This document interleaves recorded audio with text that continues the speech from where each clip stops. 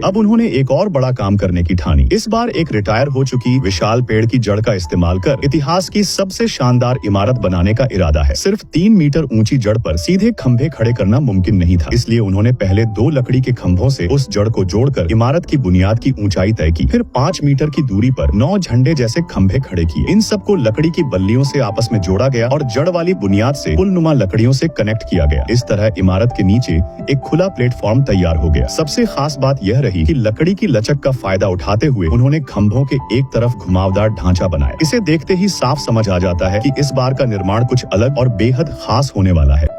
इसके बाद दोनों भाइयों ने पेड़ की जड़ की ऊंचाई का सही इस्तेमाल किया। उन्होंने पहले की तरह दोनों तरफ लकड़ियां मजबूती से जमाई और फिर उन्हें आड़ी बीम से जोड़कर दूसरी मंजिल का प्लेटफॉर्म तैयार किया। इसी प्लेटफॉर्म को सहारा बनाकर वे ऊपर की ओर उसी अंदाज में निर्माण करते चले गए। कुछ ही समय में 4 मंजिला इमारत का पूरा ढांचा खड़ा हो गया। खास बात यह रही कि छत पर भी उन्होंने घुमावदार डिजाइन अपनाया। ऊपर देखने पर ऐसा लगता है जैसे यह ढांचा सीधे आसमान की ओर खुल रहा हो। पूरी इमारत बहुत भव्य और दमदार नजर आने लगी। जब घर का मूल फ्रेम तैयार हो गया तो दीवारें बनाना उनके लिए आसान हो गया। सैकड़ों लकड़ियों को फ्रेम के साथ जोड़ते हुए उन्होंने तेजी से दीवारों का ढांचा खड़ा कर दिया। एक तरफ झंडे जैसे खंभों के सहारे लकड़ियों को आगे बढ़ाते हुए पूरा घुमावदार आकार तैयार किया गया। जालीदार ढांचा बन जाने के बाद उन्हें अलग से मचान की जरूरत ही नहीं पड़ी। दोनों भाई उसी फ्रेम पर चढ़ते उतरते रहे और बहुत जल्दी दीवारों को सहारा देने वाला पूरा स्ट्रक्चर तैयार कर दिया। मंजिलों को जोड़ने के लिए सीढ़ियां बनाई गयी जो उनके लिए बच्चों का खेल था। साथ ही घर के अंदर रखे जाने वाले फर्नीचर का फ्रेम भी पहले से तैयार कर लिया गया। इसके बाद दोनों बांस के जंगल पहुंचे और सबसे अच्छे हरे बांस चुने। पारंपरिक तरीके से बांस को चीरकर हजारों पतली पट्टियां तैयार की गईं। यही इस पूरे घर की सबसे अहम सामग्री बनी। लंबी बांस की पट्टियों से फर्श बिछाया गया, जबकि छोटी पट्टियों से सीढ़ियों के पायदान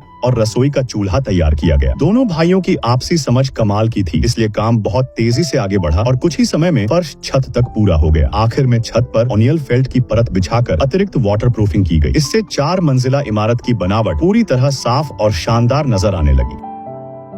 इसके बाद पूरे घर को बांस की पट्टियों से अच्छी तरह ढक दिया गया। हर मंजिल के मुख्य दरवाजे पर जालीदार पार्टीशन लगाए गए, जिससे पूरे घर में एक आधुनिक लेकिन पारंपरिक चीनी शैली का लुक आ गया। खास तौर पर किनारों की फिनिशिंग पर दोनों भाइयों ने खूब ध्यान दिया। छोटी छोटी बांस की पट्टियों से बारीक कवरिंग की गई और ऊपर से आधे बांस के खोल से बॉर्डर लगाया गया। देखने में ऐसा लगता है जैसे किसी तस्वीर पर खूबसूरत आउटलाइन बना दी गई हो। हर जगह सादगी के साथ नफासत झलकने लगी। ढलान वाली छत पर काम को आसान बनाने के लिए उन्होंने बांस की सीढ़ी को मोड़कर छत के साथ फिट कर दिया, जिससे ऊपर नीचे आना जाना काफी आसान हो गया। अब बारी थी घर के अंदरूनी फर्नीचर की। पेड़ की जड़ का इस्तेमाल करते हुए उस पर एक मजबूत फ्रेम बांधा गया। इसके अंदर बांस की टोकरी जैसी प्लेट पर मिट्टी की परत चढ़ाई गई और देखते ही देखते एक शानदार टेबल तैयार हो गई। अब खाना खाने और काम करने दोनों की समस्या हल हो गई। सबसे ऊपर की मंजिल ज्यादा शांत थी, इसलिए उसे आलीशान बेडरूम बना दिया गया। वहाँ एक बढ़िया डबल बेड लगाया गया। बीच वाली मंजिल को खाली नहीं छोड़ा गया। वहाँ 2 आरामदायक लेटने वाली कुर्सियां रखकर उसे आराम करने का कमरा बना दिया गया। हालांकि आखिरी निरीक्षण में एक छोटी कमी सामने आई। बालकनी में सुरक्षा रेलिंग नहीं लगी थी। इसी वजह से पूरी मेहनत के बावजूद इस प्रोजेक्ट को पूरे नंबर नहीं मिल पाए और मैं इसे 92 अंक ही दे सकता हूँ। जंगल में रहने वाले इंसान को भूखा रहना शोभा नहीं देता। जैसे ही यह शानदार विला तैयार हुआ, दोनों भाइयों ने अच्छे खाने पीने का इंतजाम किया। ये दोनों फावड़े के साथ साथ खाना बनाने में भी उस्ताद हैं। बड़ा भाई अपने अंदाज में स्वादिष्ट पकवान बना रहा था, वहीं छोटा भाई बांस के लालटेन ऊंचाई पर टांगकर माहौल जा रहा था। सुनहरी शाम की रोशनी में पूरा विला और भी भव्य और शानदार दिखाई दे रहा था। इसके बाद दोनों ने जश्न की दावत सजाई, हाथ से खाना खाया, एक साथ देसी शराब का जाम उठाया और मजाक में पूरे इलाके की गश्त भी कर ली। यह पक्का कर लेने के बाद कि आसपास कोई भालू नहीं है, दोनों भाइयों ने अपने नए घर में पहली रात की शुरुआत की।